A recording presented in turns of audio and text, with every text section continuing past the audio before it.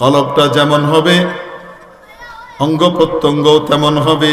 কলবটা যদি নষ্ট হয় অঙ্গ প্রত্যঙ্গ থেকে নষ্ট কাজ বের হবে। কলব যদি ভালো হয় অঙ্গ প্রত্যঙ্গ ভালো হবে। কলব মানে রূহ। হযরত নুমান ইবনে বশীর রাদিয়াল্লাহু তাআলা আনহু বলেন, নবী পাক সাল্লাল্লাহু তাআলা আলাইহি ওয়াসাল্লাম ইরশাদ করেছেন, আলা ওয়া ইন্না ফিল জাসাদি মুদগাহ, কান খুলে শুনে নাও, মানুষের শরীরের মধ্যে ছোট্ট একটি টুকরো রয়েছে গোশতের। মুদগা বলা হয় এমন আকৃতির টুকরোকে যেটাকে মুখে দিয়ে চাবানো যায়, এরকম ছোট্ট আকৃতির। মাদগা ইয়ামদাগু মাদগান, এখান থেকে উদ্ভূত। চর্বণযোগ্য আকারের ছোট্ট গোশতের টুকরাকে কি বলে? মুদগা বলে। ইন জেনারেলি যে কোনো টুকরাকে কিতআতুম মিনাল লাহম বলে। আলা ইন্না ফিল জাসাদি মুদগা, মনে রেখো শরীরের মধ্যে ছোট্ট একটা টুকরো রয়েছে। ইদা সালুহাত, যদি ওই টুকরোটা ভালো হয়ে যায়, সালুহাল জাসাদু কুল্লুহু, মাথা থেকে পা পর্যন্ত সবটুকু ভালো হয়ে যায়। ওয়া ইদা ফাসাদাত, যদি ওটা নষ্ট হয়ে যায়, ফাসাদাল জাসাদু কুল্লুহু, হাত পা চোখ নাক কান গোটা শরীর নষ্ট হয়ে যায়। চোখ দিয়ে পচা কাজ হবে, হাত দিয়েও পচা কাজ হবে। খুন, রাহাজানি, ছিনতাই, ডাকাতি, চুরি চামারি, অন্যের হক নষ্ট করা ইত্যাদি হতে থাকবে। শরীর থেকে বাজে কাজ প্রকাশ পেতে থাকবে। কেন? ওই ছোট্ট টুকরোটা নষ্ট হয়ে গেছে। নবীজি বলেন, জানো ওই টুকরোটা কোনটা? আলা ওয়াহিয়াল কলব, ওটা হলো অন্তর, ওটা হলো হার্ট, ওটা হলো কলব। করিমগঞ্জ কিশোরগঞ্জের উদ্যোগে আয়োজিত আজকের এই ঐতিহাসিক সিরাতুন নবী সাল্লাল্লাহু আলাইহি ওয়াসাল্লাম মাহফিলের সর্বজন শ্রদ্ধেয় মান্যবর সম্মানিত সভাপতি মহোদয়, উপস্থিত জাতির বিবেক ওয়াজিবুল ইহতারাম হাদারাতে উলামায়ে কিরাম, ভবিষ্যৎ ওয়ারাসাতুল আম্বিয়া আজিজ তালাবা, ধর্মপ্রাণ ধর্মভীরু সর্বস্তরের তাওহীদি জনতা, পর্দার আড়ালের পরম শ্রদ্ধেয়া মা ও বোনেরা, আপনাদের সামনে সূরা বনী ইসরাঈলের ৮২ নম্বর আয়াতখানি তেলাওয়াত করা হয়েছে। পাশাপাশি দয়ার নবী নবীজি মুহাম্মদুর রাসূলুল্লাহ সাল্লাল্লাহু আলাইহি ওয়াসাল্লামের একখানা হাদিস শরীফ পাঠ করা হয়েছে। প্রিয় উপস্থিতি, আমরা যারা মানুষ দুনিয়াতে বসবাস করি, আমরা দুনিয়াতে টিকে থাকি দুটো জিনিসের মাধ্যমে। এক হলো শরীর, আর এক হলো আত্মা। এক হলো দেহ, আর এক হলো রূহ। রূহবিহীন শরীর কোনো কাজের না, এটার মধ্যে পচন ধরে যায়। রূহ নাই, জান নাই, প্রাণ নাই, এমন শরীর পৃথিবীতে রাখাও যায় না। দুর্গন্ধ ছড়ায়, কিছু সময়ের মধ্যে ফুলে ফেঁপে যায়, তার আগেই তাকে কবরস্থ করা লাগে, মাটির নিচে দাফন করা লাগে। কেউ দাফন করে, কেউ পুড়িয়ে, কেউ পানিতে ভাসিয়ে, বিভিন্ন পন্থায় এই দেহের সৎকার করে। অপরদিকে রূহ, যদি দেহ না থাকে, রূহ এসে দুনিয়াতে কোথায় ঠাঁই নেবে? এজন্য দেহও লাগে, রূহও লাগে। পৃথিবীতে এই দুটো জিনিসই আমাদের জন্য অতীব গুরুত্বপূর্ণ। তবে আপনারা জানেন, শরীর যদি রোগাক্রান্ত হয়, অসুস্থ হয়, তখন শরীরকে সুস্থ করবার জন্য আমরা কার কাছে যাই? মাশাআল্লাহ, সবাই জানেন কোথায় যাই? রোগ একটু বেশি হলে ডাক্তার সাহেব বলে হসপিটালে ভর্তি হন। তো কোথায় ভর্তি হওয়া লাগে? হসপিটালে ভর্তি হয়ে। হসপিটালে ডাক্তার সাহেব চিকিৎসা করেন, প্রেসক্রিপশন দেন। সেই প্রেসক্রিপশনকে ওয়ার্ড বয় বা নার্স যারা থাকেন তারা বাস্তবায়ন করেন, এক্সিকিউট করেন। এবং এই দুই ধরনের লোকের সমন্বিত প্রচেষ্টার ফলে, অর্থাৎ ডাক্তার আর ওয়ার্ড বয় এবং নার্স, এই দুই ধরনের ব্যক্তির প্রচেষ্টার ফলে রোগী সুস্থ হয়ে ওঠে, বাড়ি ফিরে আসে, শারীরিক সুস্থতা লাভ করে। মেরে মুহতারাম দোস্ত, শরীর এবং রূহ এই দুটার মধ্যে গুরুত্বপূর্ণ কোনটা? যদি তুলনা করা হয় অধিক গুরুত্বপূর্ণ কোনটা, শরীর নাকি রূহ? দেহ নাকি আত্মা? আত্মা। কারণ শরীরের মৃত্যু হয়, মৃত্যু হওয়ার পরে একটা সময় শরীর শেষ হয়ে যায়, কিন্তু রূহ তার জন্ম আছে, তার কোনো মরণ নাই, তার কোনো মৃত্যু নাই। সে যে শুরু হয়েছে তার জন্ম, এরপর থেকে সে এক জগৎ থেকে আরেক জগৎ, আরেক জগৎ থেকে আরেক জগৎ সে সফর করে বেড়ায়, পাড়ি জমিয়ে বেড়ায়। সর্বপ্রথম আমাকে আপনাকে জন্ম দেওয়া হলো জান্নাতে, হযরত আদম আলাইহিস সালামের পিঠের পিছন থেকে বের করা হলো। তারপরে সেখান থেকে রূহগুলোকে পাঠিয়ে দেওয়া হলো রূহ জগতে। রূহ জগৎ থেকে রূহগুলো আসলো আমাদের মায়ের পেটের জগতে, উদর জগতে। উদর জগৎ থেকে আসলাম আমরা বিশ্ব জগতে। বিশ্ব জগতে যতদিন ভিসা আছে, 60, 70, 80 বছর, 90 বছর, 25 বছর, 30 বছর, 5 বছর 5 দিন, যার যতদিন ভিসা আছে ততদিন সে রূহ এখানে থাকবে। তারপরে এখান থেকে সে আবার অন্য জগতে পাড়ি জমাবে, দেহ ছেড়ে সে বিচ্ছিন্ন হয়ে যাবে, অন্য জগতে যাবে, আলমে বারজাখে পাড়ি জমাবে। বারজাখের জগৎ থেকে ময়দানে মাহশরে কিয়ামতের দিন হাজির হবে। সেখান থেকে তার চিরস্থায়ী বাড়ি, বাবার বাড়ি, হযরত আদম আলাইহিস সালামের রেখে আসা বাসস্থান, আল্লাহর মেহমানখানা, চিরসুখের জায়গা জান্নাতে চলে যাবে। আল্লাহ না করুন, আল্লাহ না করুন, কারো যদি কপাল পোড়া হয়, কেউ যদি দুর্ভাগা হয়, বাবার বাড়িতে তার জায়গা হবে না। কুসন্তান হিসেবে তাকে যাওয়া লাগবে চির অশান্তির জায়গা, ইবলিসের বাড়ি জাহান্নামে। জান্নাতীরা আবার দুই ভাগে বিভক্ত। এক ধরনের জান্নাতি বিনা হিসাবে জান্নাতে চলে যাবে, তাদেরকে জাহান্নামে যাওয়ার কোনো প্রয়োজন পড়বে না, হিসাব কিতাবের পরেও তারা জান্নাতে চলে যাবে। আর কিছু জান্নাতি এমন হবে, গুনাহের পরিমাণ বেশি হবার কারণে, গুনাহের ওজন বেশি হওয়ার কারণে জাহান্নামে জেলখানায় সাজা ভোগ করে ইমানের বদৌলতে তারপরে জান্নাতে যাবে। আফটার অল, সকল জান্নাতীরা যখন জান্নাতে চলে যাবে আর জাহান্নামে শুধু বেঈমান কাফেররাই রয়ে যাবে, আর কোনো ইমানদার জাহান্নামে নাই, এরকম সময়ে রব্বুল আলামিন জান্নাত এবং জাহান্নামের মধ্যবর্তী জায়গাতে একটি দুম্বাকে হাজির করবেন। সবাই জানবে এটা মৌত, এটা দুম্বার আকারে মৃত্যুকে হাজির করবেন। এমন একটা জায়গাতে সমস্ত জাহান্নামীরা ওই জায়গাটা দেখতে পায়, সমস্ত জান্নাতীরাও ওই জায়গাটা দেখতে পায়। সবাই দেখবে যে মৌতকে হাজির করা হয়েছে, সবাই বুঝবে যে এটা হলো মৌত, কিন্তু আকৃতি কিসের? একটা মেষের, একটা দুম্বার।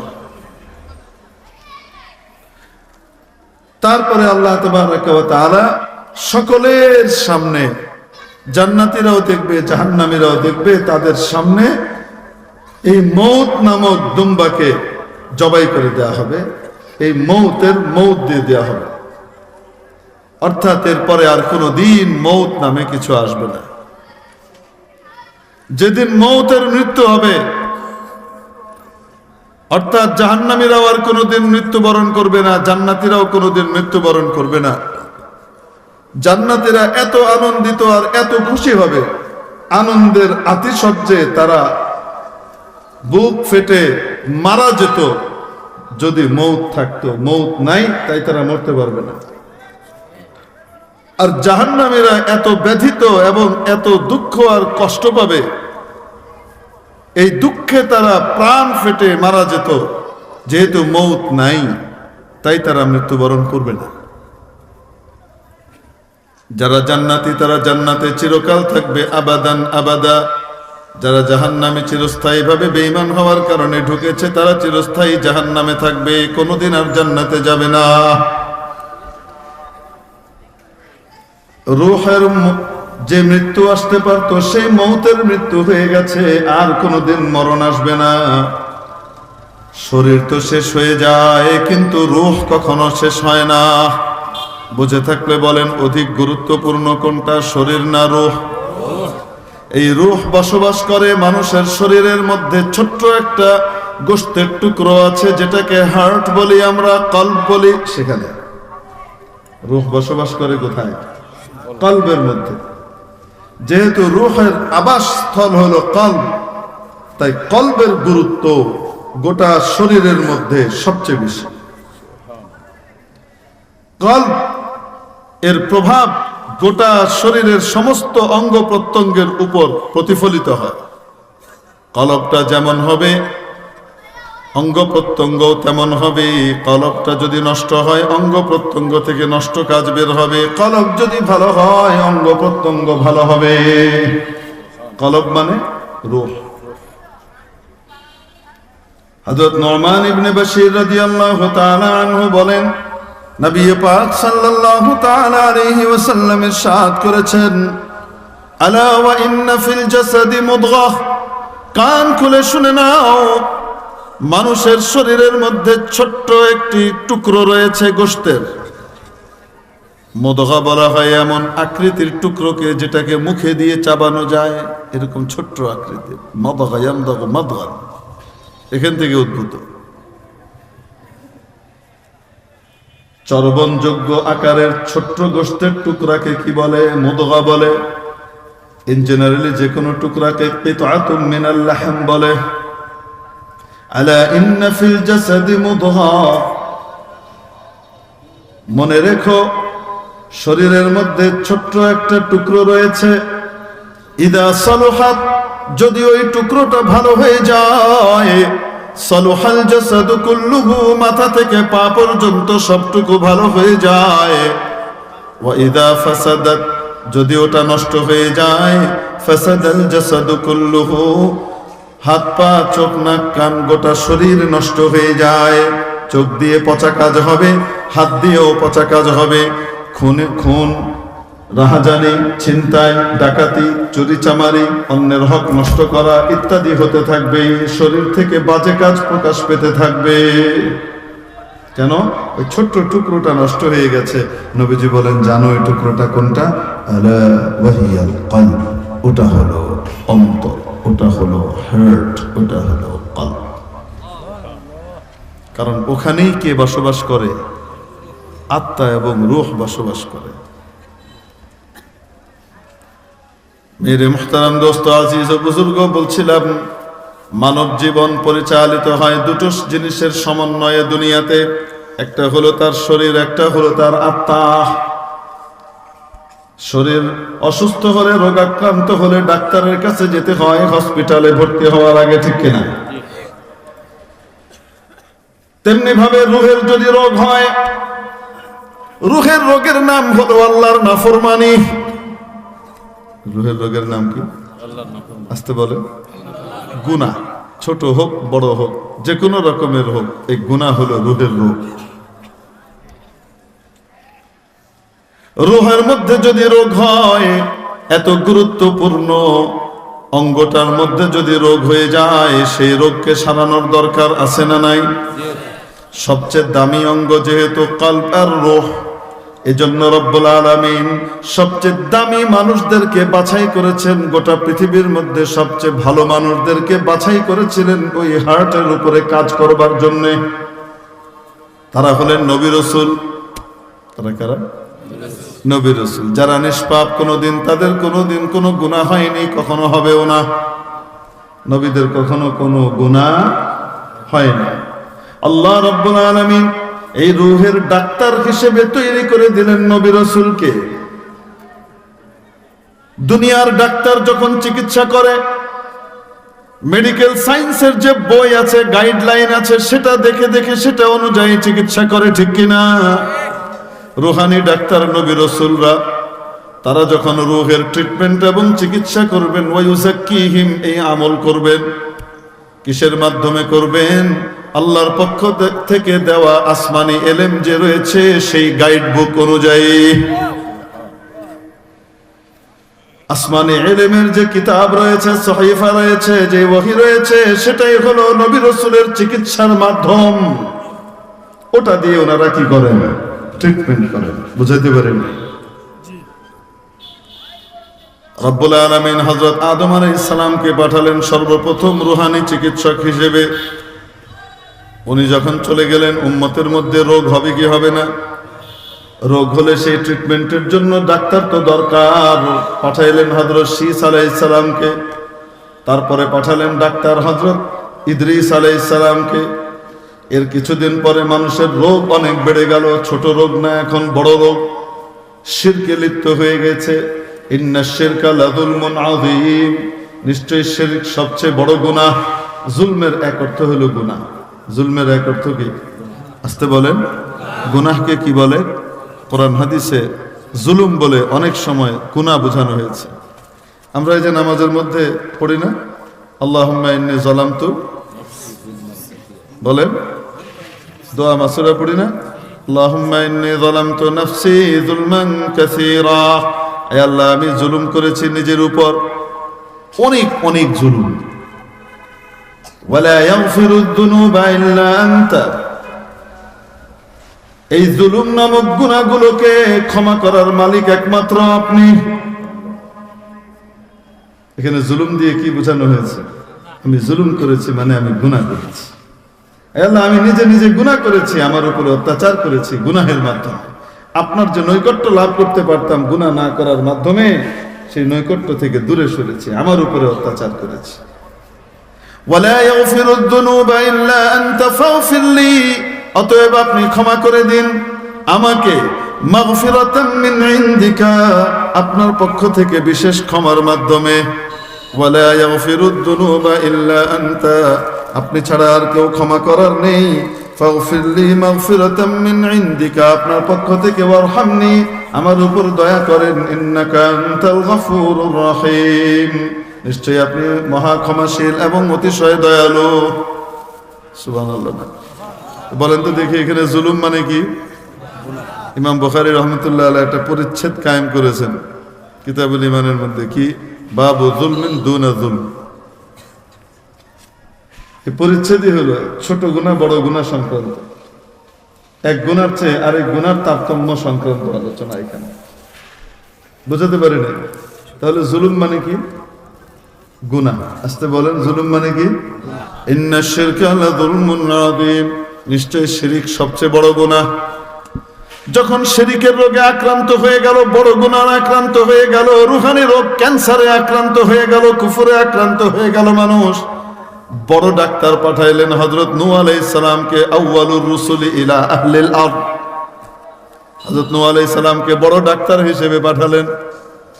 এরপরে আরো বড় রসুল পাঠালেন একের পর এক। হযরত সালেহকে, হুদকে পাঠালেন, হযরত সালেহকে পাঠালেন, হযরত সাইয়্যিদুনা ইব্রাহিম আলা নবিয়িনা ওয়া আলাইহিস সালাতু ওয়াস সালামকে পাঠালেন। যুগে যুগে নবী রাসূলরা আসতে লাগলেন, রূহের চিকিৎসা করতে লাগলেন। বুঝতে পারেন নাই?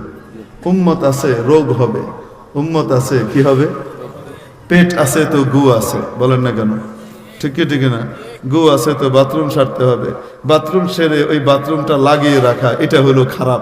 ধুয়ে ফেলা, পরিষ্কার করে ফেলা, এটা হলো উত্তম। হযরত নানুপুরের হযরত রহমতুল্লাহ আলাইহি, আল্লামা সুলতান আহমদ নানুপুরের রহমতুল্লাহ আলাইহি বলতেন, আগো হুঁসো, আগো হুঁসো, আগো হুঁসো। মানে গুনাহ করো তওবা করো, গুনাহ করো তওবা করো, গুনাহ করো তওবা করো, গুনাহ হয়ে গেছে তওবা করো। গুনাহ হয় না কার? নবী রাসূলের। নবী রাসূল ছাড়া প্রত্যেক উম্মতের কোনো না কোনো গুনাহ হবেই হবে, ছোট হলেও হবে। কারণ নবীজি বলেছেন, আলা কুল্লুকুম, কাউকে বাদ দেন না, আলা কুল্লুকুম খাত্তাউন, শুনে নাও তোমরা সকলেই। বলেন নাই মানুষ বলতেই গুনাহ করে, মানুষ মাত্রই গুনাহ করে, কথা বলছেন? কি বলছেন? বলছেন কুল্লু ইনসানিন খাত্তাউ, না বলেছেন আলা কুল্লুকুম, কান খুলে শুনে নাও, তোমরা সবাই উম্মতরা যারা আছো সবাই গুনাহগার, ছোট হোক আর বড় হোক। ওয়া খায়রুল খাত্তাইনা আত-তাওয়াবুন, আর গুনাহগারদের ভিতরে উত্তম হলো সেই ব্যক্তি যে তওবা করে। যারা তওবা করে, গুনাহ মাফ চেয়ে নেয়, আর করব না, আল্লাহর কাছে অঙ্গীকার করে ফেলে, অতীতের গুনাহের ব্যাপারে অনুতপ্ত হয় এবং সেই গুনাহ ছেড়ে দেয়, তিনি হলেন কি? তারা হলেন সবচেয়ে শ্রেষ্ঠ মানুষ। তবে নবী রাসূলের কখনোই কোনো গুনাহ, তো আল্লাহ তাআলা উম্মতের গুনাহ দূর করবার জন্য, উম্মতের রূহের চিকিৎসা করবার জন্য ডাক্তার পাঠাচ্ছেন। আস্তে আস্তে আস্তে হযরত ঈসা আলাইহিস সালাম আসলেন, মোটামুটি শেষ ডাক্তার। এই ডাক্তার আসার পরে প্রায় 550 বছর পর্যন্ত, 570 বছর পর্যন্ত, 550 বছর পর্যন্ত আর কোনো ডাক্তার নেই, কোনো ডাক্তার আল্লাহ পাঠাইলেন না। এবার বলেন তো দেখি, আমাদের বাংলাদেশে যদি কোনো ডাক্তার না থাকে তো রোগীরা ভালো হবে না? রোগ দিন দিন বাড়তেই থাকবে, রোগী বাড়তেই থাকবে, গোটা দেশ রোগী হয়ে যাবে, ঠিক কিনা? কোনো ডাক্তার তো নাই, কত বিপদের কথা। রব্বুল আলামিন গোটা বিশ্ববাসীর জন্য রহমত স্বরূপ দয়া করে সর্বশেষ নবী, সর্বশ্রেষ্ঠ নবী, সর্বশ্রেষ্ঠ মহামানব নবীজি মুহাম্মদুর রাসূলুল্লাহ সাল্লাল্লাহু আলাইহি ওয়াসাল্লামকে পাঠালেন, সবচেয়ে বড় ডাক্তারকে। সর্বশেষ নবী, এর পরে আর কোন নবী আসবে না, আর কোন ডাক্তার আসবে না। কিয়ামত পর্যন্ত মানুষের মধ্যে রোগ আসবে কি আসবে না? তাহলে ডাক্তারের দরকার আছে না নাই? নবীরা যখন আর আসবেন না, তখন ডাক্তার কোত্থেকে পাওয়া যাবে? রব্বুল আলামিন দয়া করে এই উম্মতের জন্য ডাক্তারের ব্যবস্থা করে দিলেন। সুবহানাল্লাহ বলেন। সেই ডাক্তার কারা বলবো নাকি? নবীজি বললেন, ইন্নাল উলামা ওয়ারাসাতুল আম্বিয়া, সেই ডাক্তার হলো আলেম ওলামারা। আলেমগণ হলেন নবীগণের ওয়ারিস। এক নবীর না, নবীগণের, সমস্ত নবীর ওয়ারিস হলেন আলেম ওলামারা। আর নবীগণ যে ট্রিটমেন্ট করতেন, চিকিৎসা করতেন, সেই চিকিৎসার গাইড বুক ছিল আসমানি ইলম, ঠিক কি না? ওয়া ইন্নাল আম্বিয়া লাম ইউরিসু দিনারাও ওয়ালা দিরহামা, আর নবী রাসূলরা মিরাস সূত্রে, মিরাস হিসেবে, ওয়ারিস সূত্রে টাকা পয়সা, ধন দৌলত, গাড়ি বাড়ি আর দিনার দিরহাম রেখে যান না। ইন্নামা ওয়ারাসুল ইলম, তারা মিরাস সূত্রে রেখে যান আসমানি ইলম। এজন্য নবীর অনুপস্থিতিতে আলেম ওলামারা হলেন উম্মতের ডাক্তার, ঠিক কি ঠিক না? এখন আসেন তো দেখি, শরীরের চিকিৎসা করার জন্য আমরা কোথায় যাই? ডাক্তারের কাছে যাই। রুহের চিকিৎসার জন্য যেতে হবে কার কাছে? আলেম ওলামার কাছে, রুহানি ডাক্তারের কাছে। দুনিয়ায় যেমন হসপিটাল আছে, রুহানি ডাক্তারের চিকিৎসারও কি আছে? মাদ্রাসাগুলা হলো এক একটা হসপিটাল। এমনি ভাবে হক্কানি পীর মাশায়েখের যে খানকাগুলা আছে, সেগুলোও হলো একটা রুহানি রোগের হসপিটাল। এমনি ভাবে দাওয়াত ও তাবলীগ হলো আরেক হসপিটাল। এই হসপিটালের ভিতরে কারা চিকিৎসা দিবেন? আস্তে বলেন, ডাক্তাররা। কারা চিকিৎসা দিবেন? ডাক্তাররা।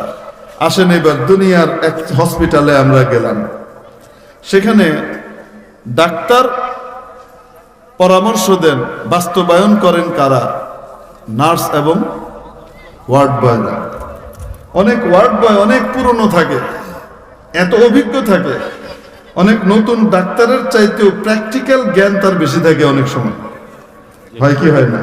প্র্যাকটিক্যাল জ্ঞান, পুঁথিগত জ্ঞান। অনেক সময় এমন হয় যে রোগীর ভেইন পাওয়া যাচ্ছে না, শরীরে পানি চলে এসেছে, চর্বি জমে একেবারে ফুলে গেছে, কোনোভাবে ভেইন পাওয়া যাচ্ছে না, যেখানে ক্যানোলা করবে, আইভি করবে, ইনজেকশন দিবে, পাওয়া যাচ্ছে না, কোনোভাবেই দেখা যায় না, এভাবে সেভাবে কোনোভাবে পাওয়া যাচ্ছে না। মাঝে মাঝে কিছু অভিজ্ঞ নার্স এবং ওয়ার্ড বয় এমন থাকে, একেবারে অনুমানের ভিত্তিতে, 100% অনুমানের ভিত্তিতে সে কি করে? সুচটা দেয়। একবারে একেবারে ভেন পেয়ে যায়, হয় কি হয় না? এত অভিজ্ঞ। অনেক ডাক্তারও খুঁজে পাচ্ছে না, এদিক ওদিক গুতায় গুতায়। ডাক্তারও জানে যে এখানেই আছে, এদিকেই আছে, কিন্তু ঠিক জায়গাটায় করতেছে না, হয় কি হয় না? হয়। এখন মনে করেন কোন হসপিটালের ওয়ার্ড বয় আর নার্সরা যদি মনে করে আমরা অনেক পুরনো, অতএব এই নতুন চ্যাংড়া ডাক্তারদের আর দরকার নেই, এখন ডাক্তার ছাড়াই আমরা ট্রিটমেন্ট করব, ডাক্তাররা খালি উল্টাপাল্টা করে, ধমকায়, এই করে সেই করে, একবার এটা কয় একবার হেডে কয়, এখন আর ডাক্তার লাগবে না, হসপিটাল আমরাই চালাবো। চলবে? মানুষ সুস্থ হবে না কবরস্থানে যাইব? বুঝেন কি করি? অভিজ্ঞতা কিন্তু তার অনেক বেশি, কিন্তু ওই অভিজ্ঞতা তখন দামি হবে যখন ডাক্তারের তত্ত্বাবধানে থাকবে। প্রেসক্রিপশন দেওয়ার অথরিটি কিন্তু তার নাই, প্রেসক্রিপশন দিবে কে? ডাক্তার, সে যত পুরানাই হোক। ঠিক এমনি ভাবে আমাদের মাদ্রাসার কমিটির ভিতরেও দেখবেন এরকম অনেক ওয়ার্ড বয় এবং নার্স আছে। আলেম ওলামারা, মাদ্রাসার প্রিন্সিপাল সাহেব সহকারে, এনারা হইলেন ডাক্তার আর এরা হইল ওয়ার্ড বয় এবং নার্স। কমিটি যদি মনে করে আমরাই সব চালাই আলবাম, হুজুর লাগতো না, সেই মাদ্রাসা ও কচু খাইব। ঠিক কি ঠিক না? এমনি ভাবে পুরনো সাথী যারা আছে, দাওয়াতের মেহনতের ভিতরে অনেক মেহনত করেছে, প্র্যাকটিক্যাল জ্ঞান কিন্তু মাশাআল্লাহ অনেক বেশি। কাউকে দিয়ে এমন ছোট 1 মিনিটে দাওয়াত দেয় এবং তশকিল হয়ে যায়। নতুন ডাক্তার এসে 10-15 মিনিট, 20 মিনিট, আধা ঘন্টা, 15 মিনিট লাগে, কিন্তু 1 মিনিটে দাওয়াত দিছে, ঘুরাই লাইছে। হয় কি হয় না? এরকম অনেক পুরনো সাথী আছে। এখন পুরনো সাথী যদি মনে করে যে এখন আর আমাদের ডাক্তার লাগবে না, আমরা নিজেরাই চলতে পারবো, হসপিটাল চলবে? আল্লাহ তাআলা এই কথাটাই আমাদেরকে বুঝার তৌফিক দান করে। কোরআনে কারিমে আল্লাহ এটাই বলছেন, ওয়ানুনাজ্জিলু মিনাল কুরআন মা, আমি এই কোরআনের ভিতরে যা অবতীর্ণ করেছি শিফা, ঈমানদারদের জন্য রোগ মুক্তি, ওয়া রাহমাহ, এবং রহমত। আল্লাহ তাআলা আমাদেরকে ভালো ডাক্তারদের শরণাপন্ন হয়ে দিনের সমস্ত কাজগুলো করবার তৌফিক দান করেন। ওয়া আখিরু দাওয়ানা আলহামদুলিল্লাহি রাব্বিল আলামিন। আসসালামু আলাইকুম ওয়া রাহমাতুল্লাহি ওয়া বারাকাতুহু। আপনাদের ওশ পড়তেছে, কষ্ট হইতেছে, তা বুঝতেছি, কেউ জেল না। আরে মজুরি বন্টন হবে তো একটু পরে। সারাদিন কামলা খাইটা, কামলা দিয়া সন্ধ্যার সময় হাঞ্জালা কি দেয়? মজুরি দেয় না? মজুরি দেওয়ার আগ দিয়ে যদি জায়গা, বুদ্ধিমান না বোকা? এই সারাক্ষণ যা করছেন, এই শেষে দোয়া হবে, এই দোয়া পেরে যারা যাবে ফেরেশতারা তাদের জন্য মজুরি বন্টন করবে। এখন এই মজুরি না লইয়া যাই বাইন, না মজুরি লইয়া যাই বাইন, কেলা কেলা মজুরি লইয়া যাবেন। আতুটা দেখেন যে মাশাআল্লাহ, কেউ উঠবেন না তো, সবাই বসে থাকবো, অল্প সময় ইনশাআল্লাহ দেওয়া হয়ে যাবে।